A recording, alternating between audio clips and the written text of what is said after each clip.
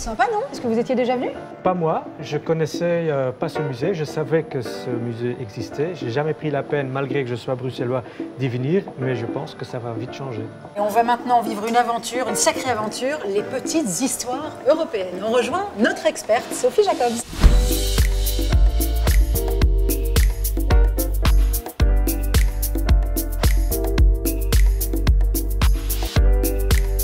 Nous tous devenons européens.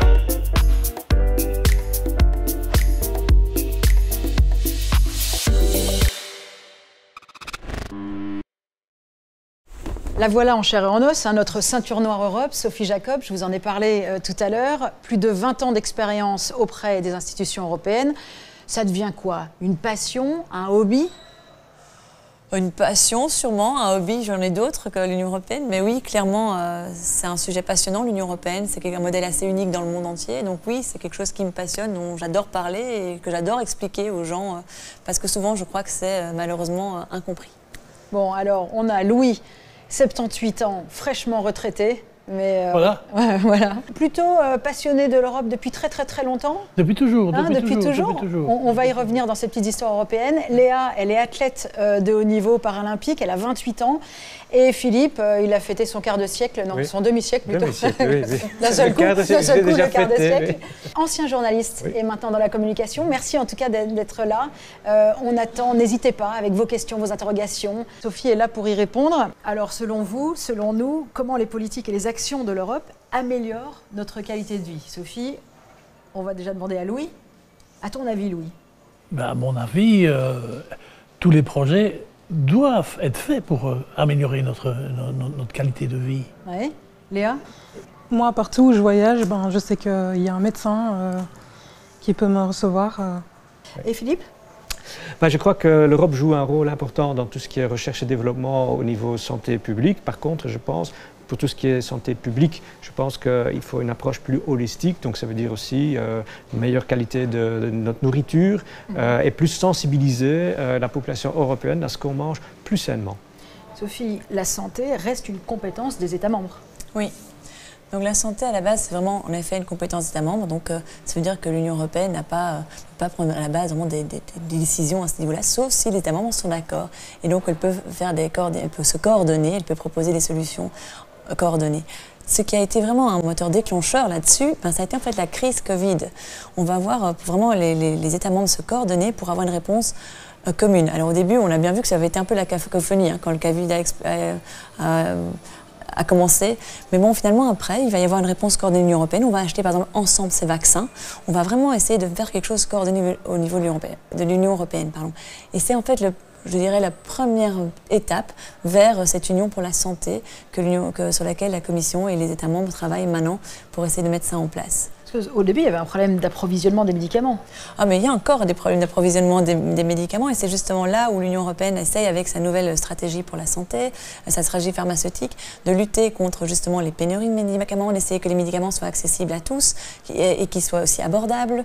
Donc il y a vraiment une essai aussi de promouvoir la recherche aussi en Europe au niveau des traitements des médicaments. Donc vraiment, on voit toute une stratégie plus holistique qui essaye de promouvoir les politiques de santé au niveau européen. J'avais une question.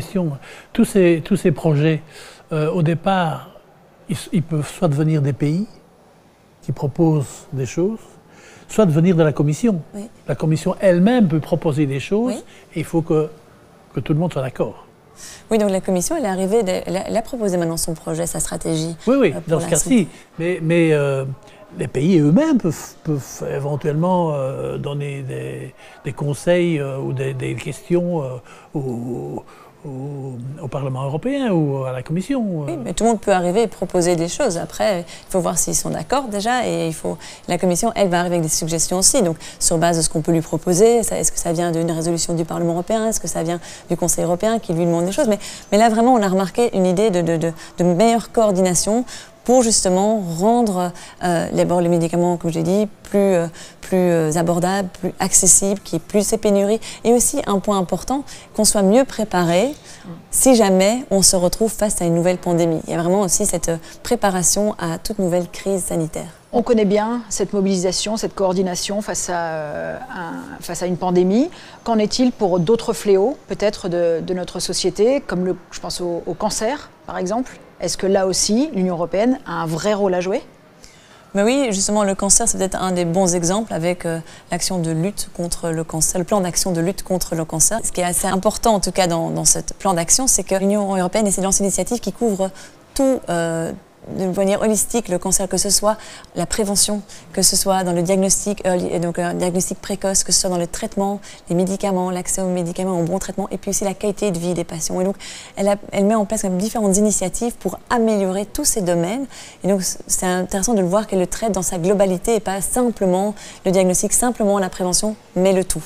Oui, là aussi, ça demande une vraie communication entre les États membres, du coup. Entre les États membres, et des initiatives qui poussent, et même des législations européennes qui vont pousser aussi à avoir un meilleur diagnostic, une meilleure prévention. On va par exemple pousser les États membres aussi à mettre en place des campagnes de vaccination contre le papillovirus pour lutter contre le cancer de l'utérus.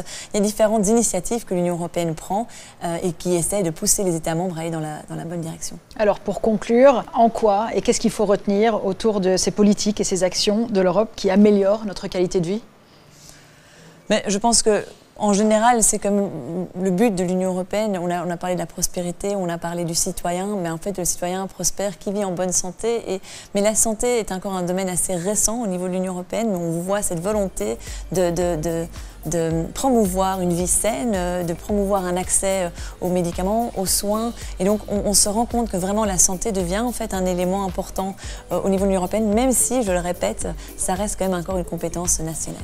Merci beaucoup Sophie, merci à vous de vos questions, vos interrogations, vos inquiétudes aussi. On se retrouve très vite pour de nouvelles petites histoires européennes.